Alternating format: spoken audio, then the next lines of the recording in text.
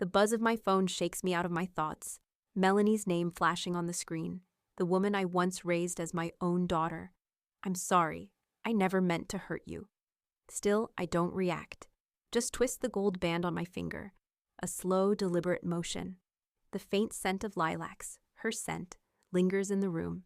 A cruel reminder of what's been lost. That's when it hits me. She called me her aunt. My own daughter erased me. With a quiet exhale, I sign everything over to the niece who never turned her back on me. Before we begin, may I ask, where in this big, beautiful world are you listening from? It's always a quiet honor to know who's sharing this space. Drop it in the comments, and don't forget to subscribe. The house was too large for just a housewarming, too perfect for the collection of strangers who gathered in Melanie's new circle. The walls gleamed with fresh paint, the air thick with the scent of lilacs and rich leather furniture. Lorraine slipped into the room quietly, feeling the sharp contrast between the polished guests and herself. She'd never been one for display, never a fan of wearing her heart on her sleeve or sitting in the spotlight. And yet, here she was, tucked into the corner of a world she didn't recognize. Melanie's voice cut through the chatter, higher than usual, like a practiced laugh she'd learned to let fall effortlessly. "This is my Aunt Lorraine," she said, standing beside her with a half smile. "She helped raise me." Lorraine's heart paused. The word aunt hung in the air like a misfit. It was the name she had never been given, not in this life, not even in the shadows where the truth should have lived. The air in the room shifted just a little, as if the temperature had dropped a degree. The faces of Melanie's friends blinked in synchrony, polite curiosity masking their confusion. "Oh, that's sweet," one woman said, setting down her glass of wine with the kind of softness that felt rehearsed. "Were you like a live-in nanny?" Lorraine's throat tightened, but she swallowed. She was a woman who knew how to smile and nod even when the blood in her veins felt like ice. The question wasn't new. In fact, it felt like a rewrite of every unspoken word Melanie had ever used to push Lorraine into the background. But this was the first time someone had vocalized the lie. Melanie, standing beside her with that same practiced smile, didn't notice the small fissure in Lorraine's eyes. She didn't look at her. Lorraine wanted to be angry, but the anger couldn't settle. It kept slipping through her hands like sand. She forced her lips into a tight, pleasant curve. "Not exactly, but yes, I helped out a lot when she was young." Gracie, sitting nearby with her arms folded protectively over her chest, shifted uncomfortably in her seat. Her eyes darted between Lorraine and the woman who had spoken. For a moment, Lorraine thought she might speak up. She might say, "No, that's not true. Grandma did everything." But Gracie only looked away, her lips pressed together in an almost imperceptible frown. She didn't say anything, nothing to clear the air, nothing to correct the story. It was as though she was already complicit in the fiction. Lorraine could feel the weight of their eyes on her, the invisible line drawn between who she was and who they had decided she would be. She had raised Melanie. She had been there in every way a mother should be, feeding, dressing, comforting. But in this room, she was a ghost of the past, a shadow cast by a woman who had long since outgrown the need for truth. Later, when the party moved to the patio and the wine flowed in full force, Lorraine stepped outside for a breath of air. The night was thick with crickets and the scent of fresh-cut grass, but she couldn't shake the taste of humiliation. She wanted to leave. She wanted to turn her back on it all, but she couldn't. She was too far in. She found herself standing at the edge of the garden, watching the stars burn pale and distant. "You okay?" Carolyn's voice startled her. Lorraine hadn't even noticed her approach, but there she was, a fixture of realness in this curated world. Lorraine sighed. Just a lot of pretending. Carolyn leaned against the fence, eyes narrowed as she scanned the house through the trees. She didn't stumble. She said that like it's her truth. Lorraine's jaw tightened. "Her truth, huh?" "Yeah," Carolyn said, shaking her head with a sharp smirk. "She's rewritten it so many times she probably believes it." Lorraine let the silence hang for a moment. The night felt too still. The stars were the only ones telling the truth anymore. "What happens when you stop believing in your own truth?" Lorraine asked, half to herself. Carolyn glanced at her, then up at the house. "I think she's already there." The words cut deeper than she expected. Lorraine wanted to protest, wanted to say something, but the ache in her chest was too big, too real. The pain of being replaced, of being nothing more than a footnote in a life that had once been hers, was something she didn't know how to fix. Carolyn patted her shoulder once, a brief gesture of comfort, and said, "Don't worry, Lorraine. You don't need her truth to live yours." And there it was, the seed of something she'd been trying to ignore. Maybe she didn't need to be anyone else's idea of mother or aunt. Maybe it was time to stop pretending too. Before Lorraine could answer, Gracie's voice called out from inside, hesitant. "Grandma, Aunt Lorraine?" She turned her head, forcing a smile that didn't quite reach her eyes. It was time to go back, time to face the fiction that was now her family. And yet, as she walked back toward the warmth of the house, she knew something inside her had changed. And it was only a matter of time before everything else did too. Lorraine sat at her kitchen table, the phone screen glowing faintly in the dim light. Her thumb moved methodically over Melanie's social media feed, pausing on each photo as if it held some hidden meaning. Every image was carefully curated. Melanie with friends, Melanie at an art gallery, Melanie traveling. Her perfect life displayed like a glossy magazine spread. But there was something missing. No mention of Lorraine. "No, thank you, Mom. No. Remember when Grandma did this?" She could feel the ache of exclusion in her chest as she scrolled, the emptiness of being erased too heavy to ignore. Melanie's posts were filled with vague captions.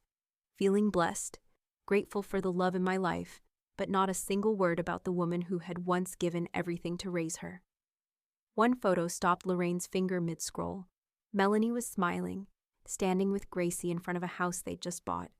The caption read, "Family first. Love you forever, Gracie." The words stung more than she expected. Family first. Not once had Melanie included Lorraine in this glossy version of their life. Family first. But where was Lorraine in that picture? With a sigh, she set the phone down, her hands trembling slightly. The silence of the house pressed in around her. She turned away from the kitchen table, walking toward the cabinet where she kept old photo albums, the kind of memories that didn't need a filter. There was comfort in the dust on the edges of the albums, in the fading photographs of a life once lived in truth. She pulled out a stack of old photos, her fingers skimming over the familiar images. There was Melanie as a toddler, her cheeks rosy with the kind of innocence Lorraine wished she could still see in her daughter. Another photo, this one of Melanie at 5, her messy hair and freckled face beaming up at the camera. Lorraine remembered that day clearly. She had sewn Melanie's dress herself, skipped a nursing shift to make sure she was ready for her first day of school. Lorraine flipped the photo over, her pencil-written notes still legible. Melanie, 5 years old. First day of school. I stayed up all night making her dress. She was scared, but I held her hand the whole way through. Her heart ached. The effort, the love, it all felt so real in the moment, so unmistakably hers. Yet here was Melanie, painting a different picture for the world. A world where Lorraine didn't matter, where Aunt had replaced Mom. Another photo, Melanie at 10, holding her asthma medication as Lorraine gently brushed her hair back, her tired eyes watching the clock. She had taken off work to take care of her daughter when the asthma attacks were bad, when there was no one else. October 3rd, 1983, stayed home from work to take care of Melanie's asthma. The words were written in Lorraine's careful script, a constant reminder of all the little sacrifices, all the moments that had gone unacknowledged. The phone buzzed, breaking the silence. Lorraine's heart skipped a beat before she checked the message. Nina. Hey, just brought over some groceries. Let me know when you're home. Lorraine smiled, a soft, warm smile, her chest easing a little. Nina. She never asked for anything in return. No photos, no thank yous for the groceries, no hashtags, just time. And somehow, that meant more than anything. She grabbed her jacket, ready to meet the one person who hadn't rewritten their truth. When she opened the door, Nina stood there, arms laden with grocery bags. Her smile was easy, unpretentious, the same one that always made Lorraine feel like she wasn't invisible. Got everything you need, Nina said, stepping in with no fanfare. Just a simple act of kindness. Lorraine nodded. You didn't have to bring all this, Nina shrugged, her gaze falling on the photos scattered across the table. I figured you could use a little help, she said, setting the bags down. Her eyes lingered on the pictures. She doesn't even know, does she? Lorraine shook her head, the weight of the unspoken words hanging in the air. She's rewritten everything, Nina, so much that she probably believes it herself. Nina stood quietly for a moment, and Lorraine caught the flash of anger in her eyes, but Nina didn't say anything. Instead, she gently picked up a photo of Melanie, studying it for a moment before placing it back down. Then, without a word, she wrapped Lorraine in a hug. You're not invisible to me, Nina whispered. You never were. The truth, raw and simple, was like a lifeline. Lorraine closed her eyes for a moment, letting the weight of Nina's words sink in. But as the moment lingered, Lorraine felt something shift inside her.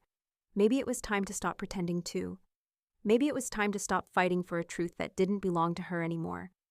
Maybe, just maybe, it was time to let go of the family that had forgotten her. For the first time in a long time, Lorraine didn't feel alone, but the path ahead still felt uncertain, like there were more decisions to be made, more truths to confront. Lorraine walked through the sterile halls of Deidre's office building, the weight of the folder in her hands making her feel grounded, yet strangely light. It wasn't a decision she had taken lightly, but it was one she had known was inevitable. For years she had watched Melanie and Gracie live their lives with a story that wasn't hers to tell, a story that erased her from their history. Today, she would change that. Deidre's office was pristine, the kind of place that felt too neat, too calculated. The faint smell of leather and polished wood filled the air, and the soft hum of the fluorescent lights above seemed to buzz in rhythm with Lorraine's heartbeat. Deidre sat behind her desk, the same calm, precise demeanor Lorraine had always admired. She didn't need to ask the questions. She simply knew. Lorraine placed the folder on the desk, the weight of it a small reminder of how far she'd come from the woman who had silently accepted everything.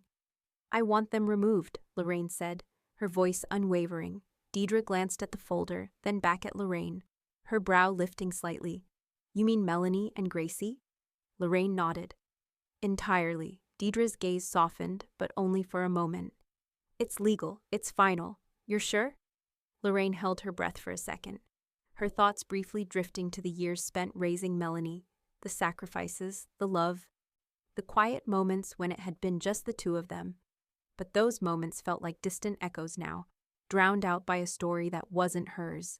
I'm sure, Lorraine said, her voice stronger than she felt. Deidre moved with practiced efficiency, going through the documents and making the necessary changes. Lorraine felt the room shrink a little, the reality of her decision sinking in. Nina will inherit everything, Lorraine said, her voice more certain now. She'll have control of the trust and the house title, not them. Deidre didn't blink. Understood. It's done. She slid the updated papers across the desk, her pen poised for Lorraine's signature. Lorraine reached for the pen, her hand steady, and signed her name. She wasn't signing away her past. She was securing her future, one where she no longer played second fiddle to a rewritten history. When Deidre handed her the final papers, Lorraine paused for a moment, staring at the ink on the page. It was done. Nina would have it all, and the legacy of truth would stay with her. It felt right, but it was also a final severing of ties. You know, Carolyn's voice echoed in her mind, her sharp words clear as day. About damn time someone got rewarded for honesty. Lorraine took the papers, feeling the weight of the decision in her hands. Nina had been the only one who had never pretended, the one who had never tried to rewrite their history. Nina had always been real, always been present, and now she was being rewarded for it. For the first time in years, Lorraine felt like the truth had found a home. Lorraine stood up, slipping the papers into her bag, a sense of quiet resolve settling over her. She didn't need to explain herself to anyone. She didn't need Melanie or Gracie to understand. As she stepped out of Deidre's office and into the bustling streets of Chattanooga, she felt a strange peace. The world outside was as it always had been, busy, noisy, indifferent. But Lorraine wasn't the same. She had made a choice, and now she was free to live with it. For the first time in years, Lorraine could feel the weight lifting from her shoulders. The legacy, the story, it was Nina's now. And maybe, just maybe, It was time for Lorraine to stop pretending too. The notification came through as a soft buzz in Lorraine's pocket. She pulled out her phone and saw the Venmo alert. A $25 payment sent to Nina. It was a small thing, a quiet gesture for the groceries Nina had brought last week, the ones Lorraine had felt embarrassed to accept. She had meant to pay her back, meant to show Nina some gratitude, but there was something about the exchange. Nina's effortless kindness, the lack of expectation that made it feel like a simple transaction. Lorraine had sent the payment and waited, but no message came, no thank you, no acknowledgement, nothing.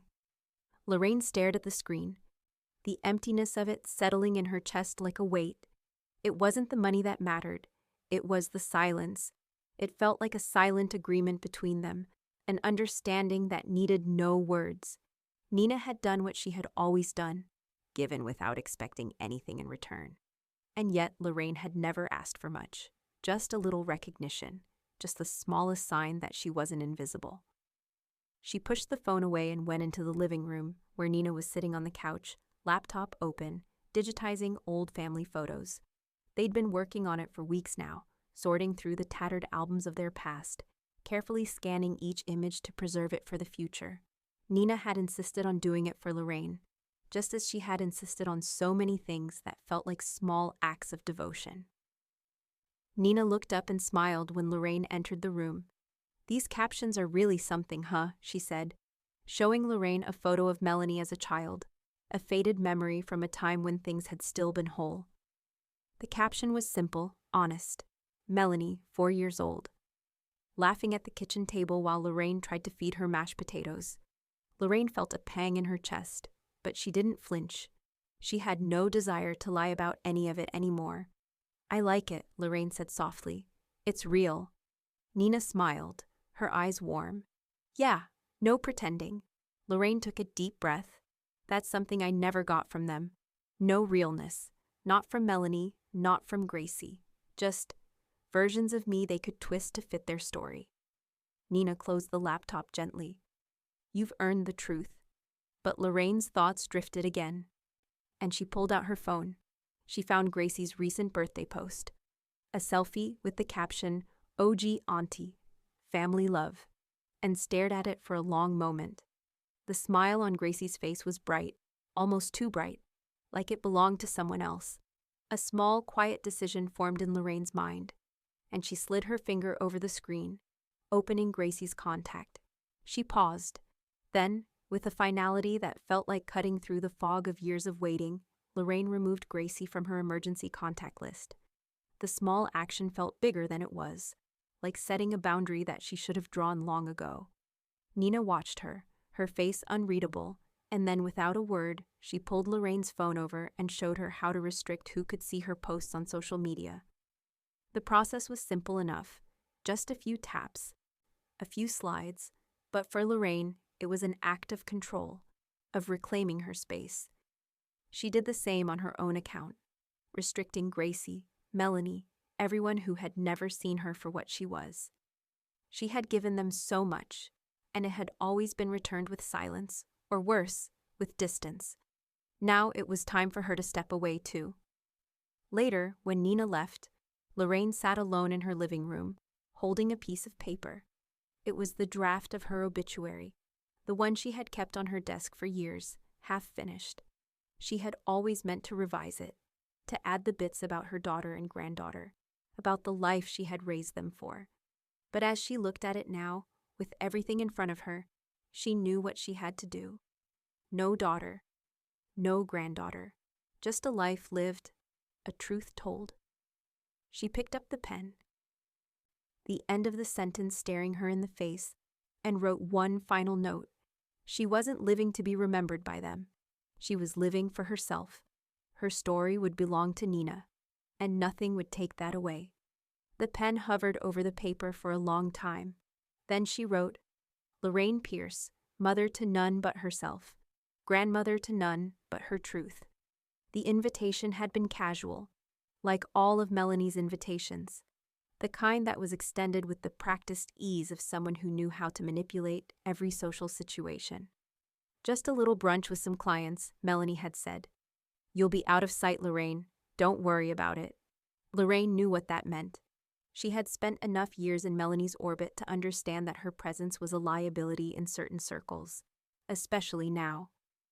Melanie had crafted a life built on polished facades and strategic relationships, and Lorraine was the shadow that didn't fit in the glow. She could already picture the way her daughter would present it. "Oh, that's just my Anne. She helped raise me."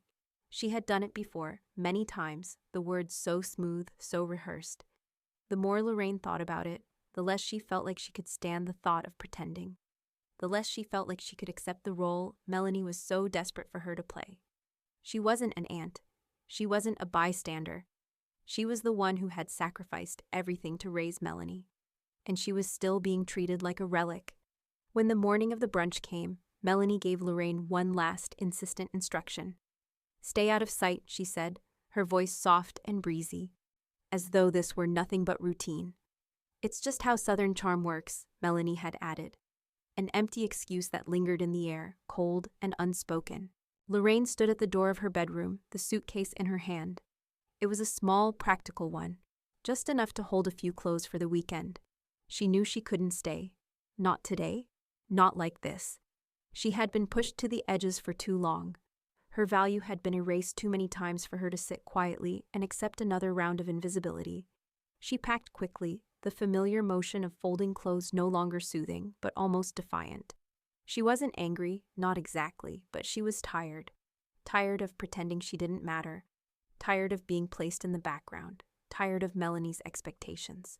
Lorraine left the house before the brunch even started, leaving behind a note that wasn't angry or loud. Just a simple statement: "I won't be part of this charade anymore." She drove to Carolyn's house without looking back. It wasn't far, just a short drive into the foothills of the mountains that surrounded Chattanooga. As soon as Lorraine stepped inside, the scent of fresh coffee and Carolyn's presence made everything feel quieter, more grounded. Carolyn didn't need to say anything, she never did. She just poured Lorraine a cup and sat with her at the kitchen table. They talked about nothing, everything. Lorraine found herself laughing at Carolyn's sharp remarks, at the way she could turn any conversation into a biting joke. For the first time in months, she slept well that night, her mind finally free from the constant hum of Melanie's demands. The next day, as Lorraine sat on the back porch with Carolyn, Nina showed up with a cake in her hands. It was a small gesture, a simple chocolate cake with a thick layer of frosting, but it felt like a lifeline. "Thought you might need this," Nina said, placing the cake on the table with a smile that held no pretense. Carolyn took one look at the cake and grinned. "Now this is a daughter," she said, her voice dripping with that familiar sarcasm. Lorraine smiled, but there was something deeper in her chest, a warmth that had been missing for so long. She felt seen.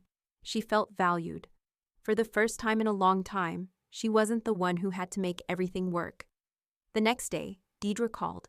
The living trust had been finalized. Nina was now the legal successor, the rightful inheritor of everything Lorraine had worked for. The weight of it didn't hit Lorraine as hard as she had expected. There was no regret, no second-guessing.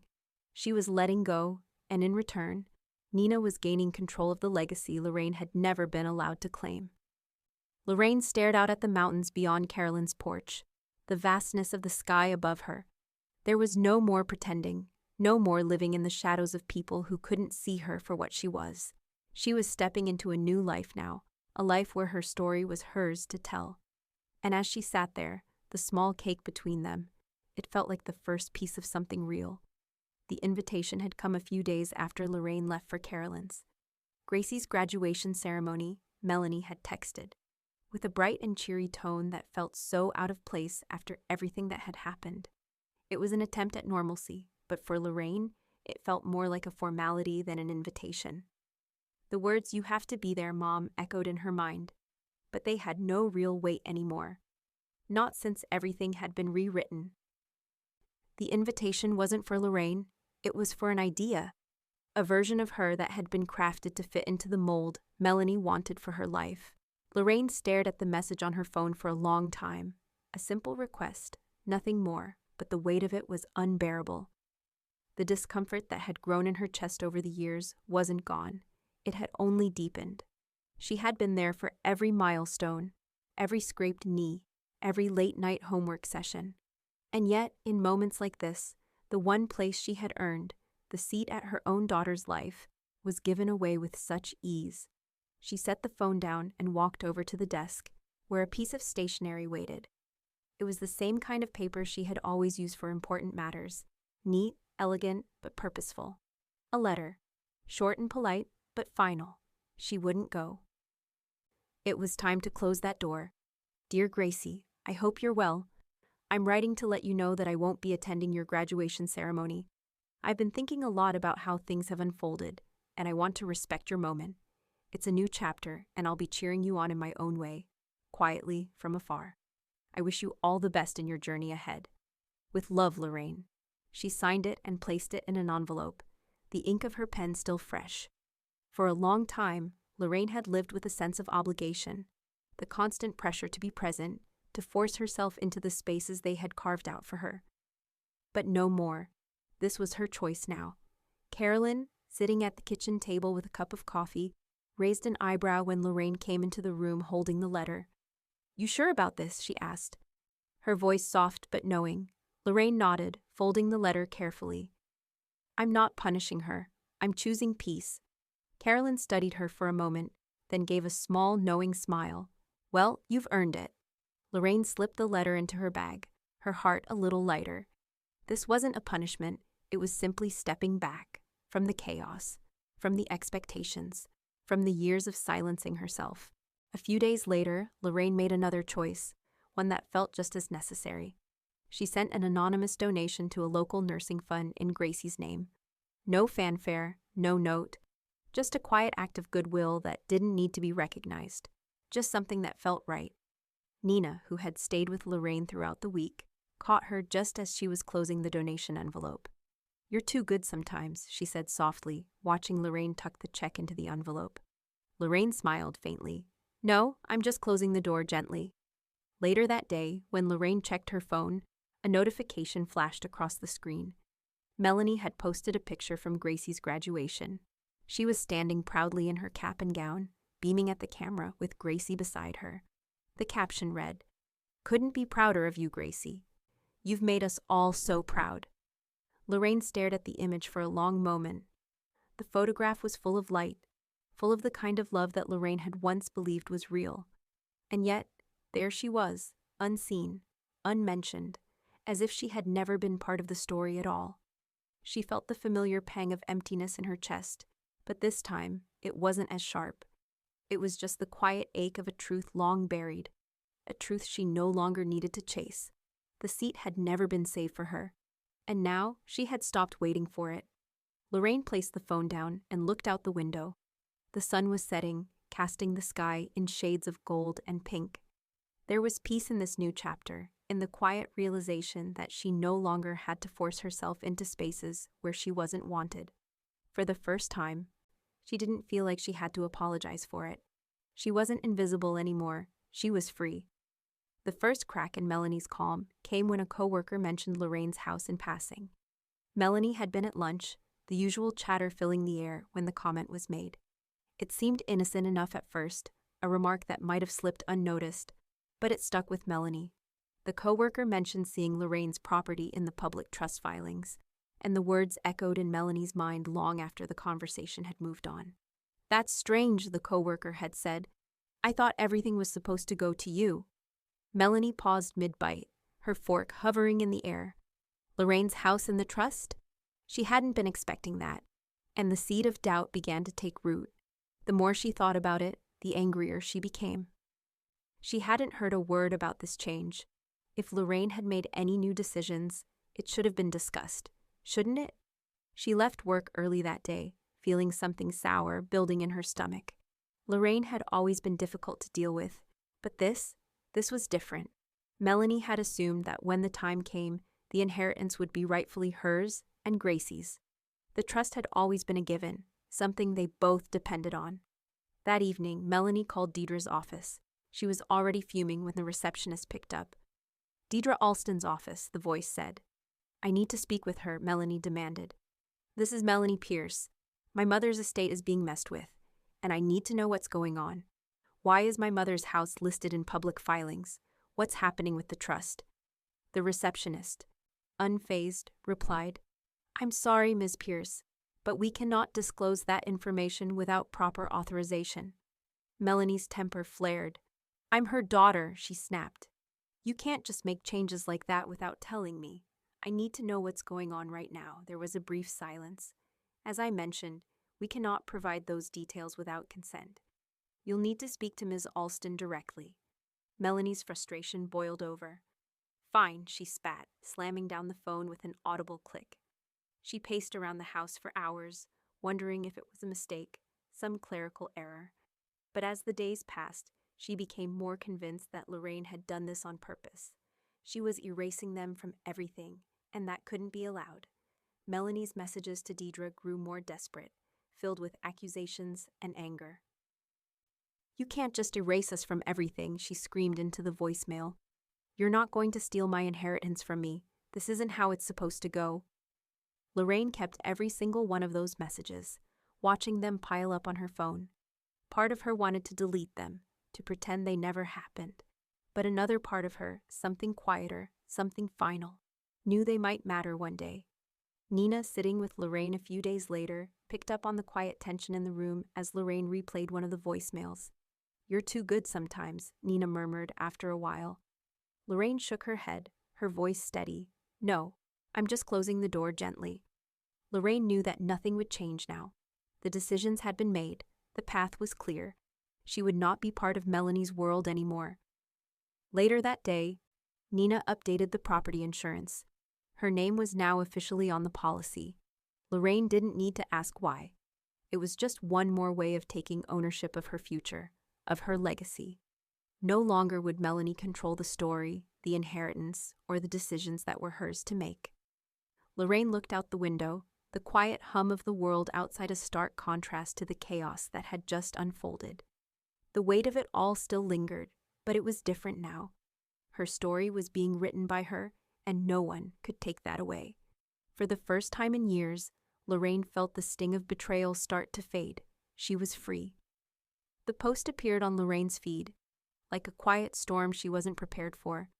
It was another one of Gracie's bright, polished photos, captured moments of success, the kind that Melanie had perfected over the years.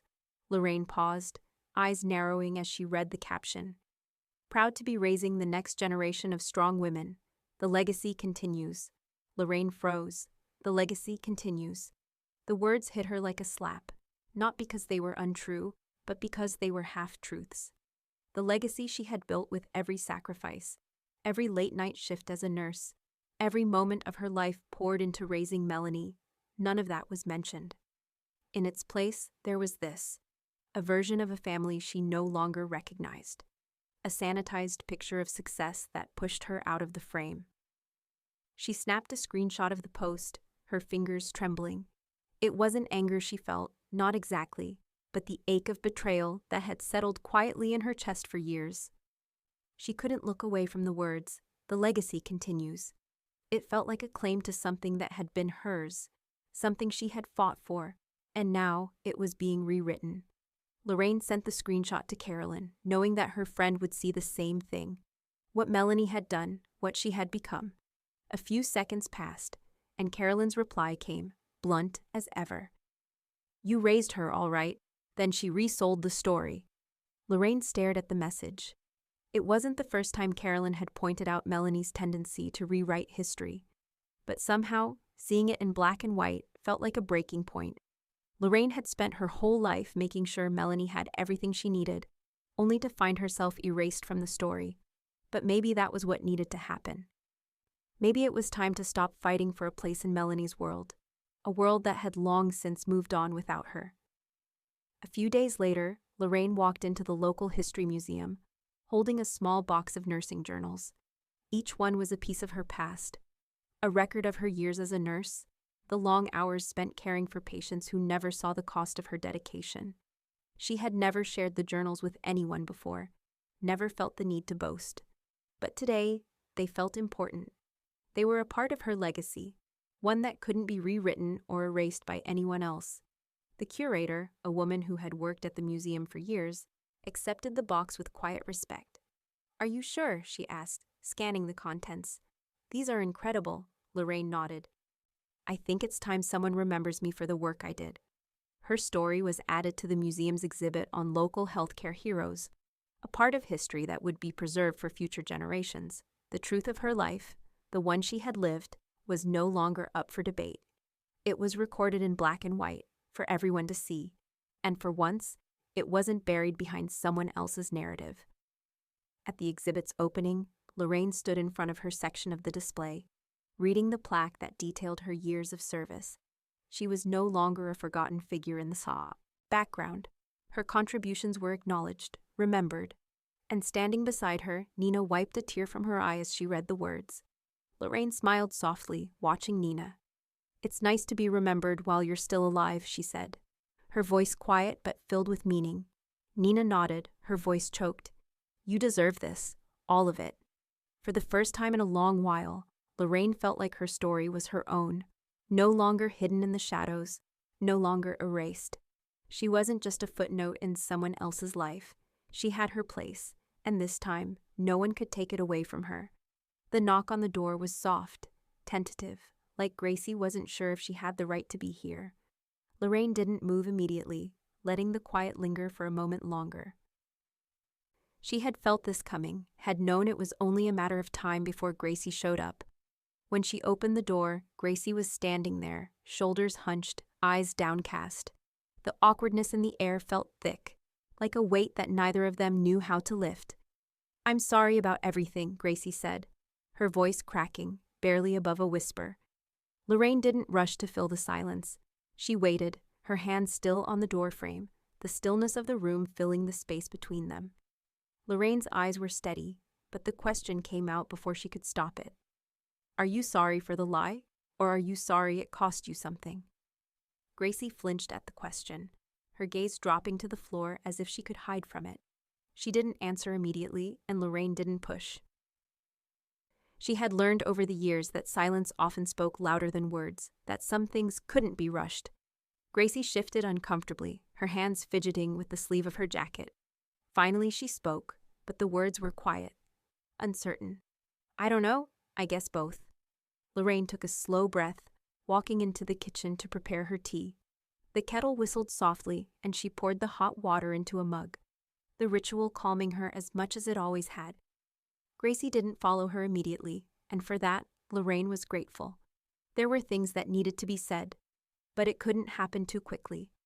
"I thought I was doing the right thing," Gracie said, after a long pause, her voice low. "I was just trying to make things easier for all of us." Lorraine set the kettle down, her hands steady despite the swirling emotions inside. She turned to face Gracie, her voice quieter than it had been in years, but just as firm. "You don't get to erase what's real. You don't get to rewrite my story to fit your version of things." Gracie opened her mouth to speak but stopped, her throat tight. There were no more excuses to be made. They both knew that now. Lorraine made her tea, her motions slow, deliberate. She didn't need Gracie to apologize, not truly. She had made her peace with the years of silence, with the way she'd been pushed aside. Her decision had been made long before Gracie had ever knocked on that door. Gracie's voice was soft when she asked, "Is it really true you left us out of everything?" Lorraine nodded, her expression softening just a little. "It's not revenge, Gracie. It's reflection." Gracie stood in the doorway, processing Lorraine's words. The silence between them stretched on, thick with years of unspoken feelings.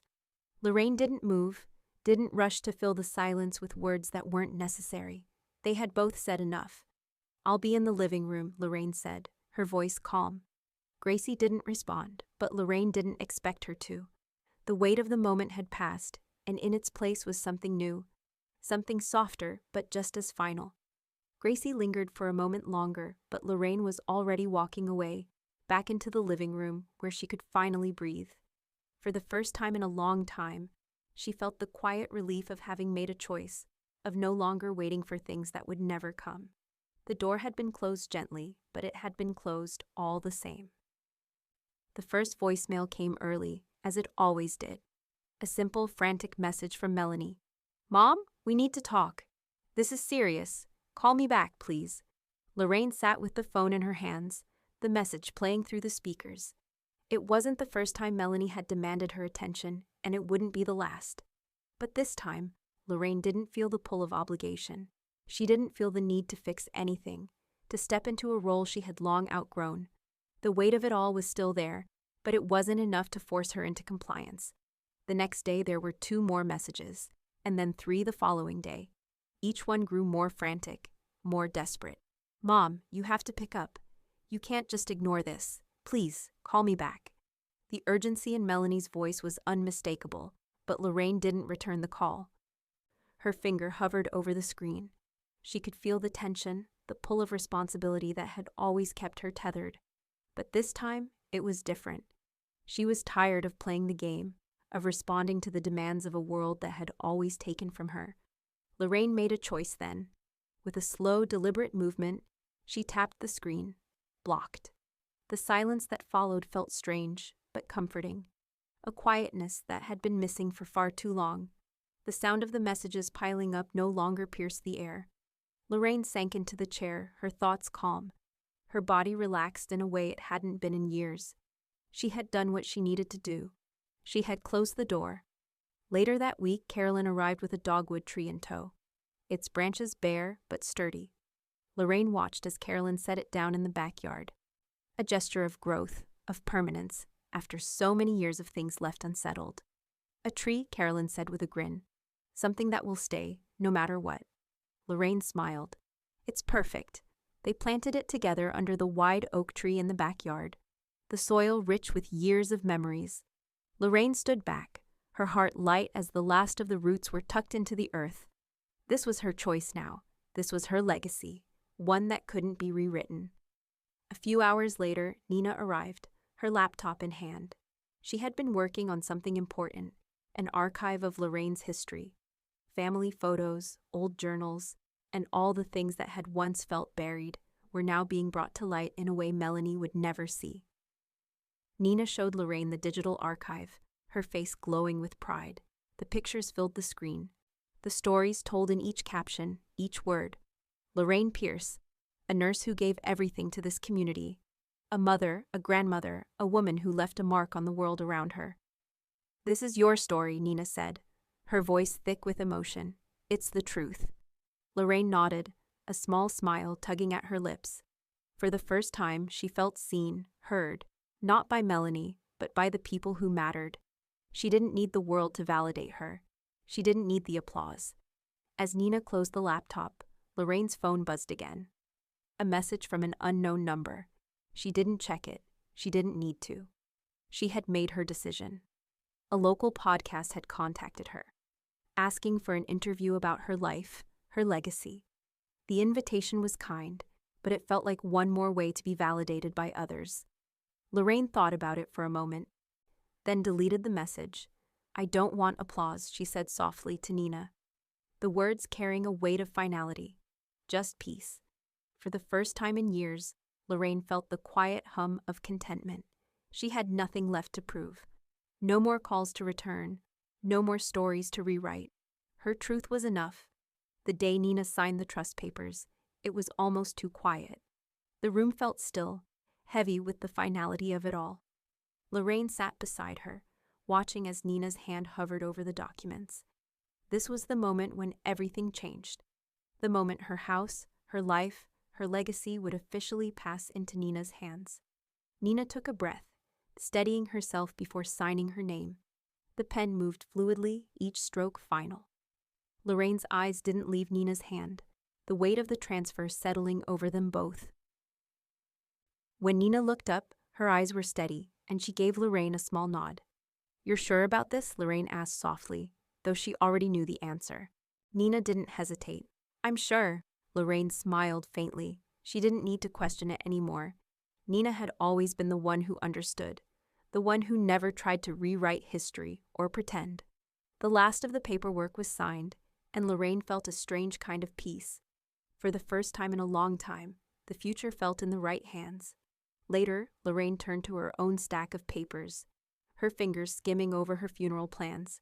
She hadn't touched them in months, but today felt right. With a steady hand, she updated the document. No flowers from Melanie.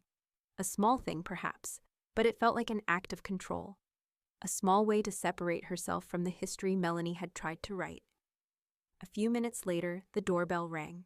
Lorraine walked over to the door, and when she opened it, she found a simple card from Gracie, lying in the mailbox. Lorraine took it inside, already knowing it would be nothing more than a generic message. She opened it slowly, reading the words inside.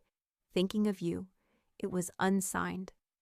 Lorraine stared at the card, feeling a hollow pang in her chest. It wasn't the card itself that hurt. It was the absence of something more, a simple acknowledgement of all they had been through. But it didn't matter anymore.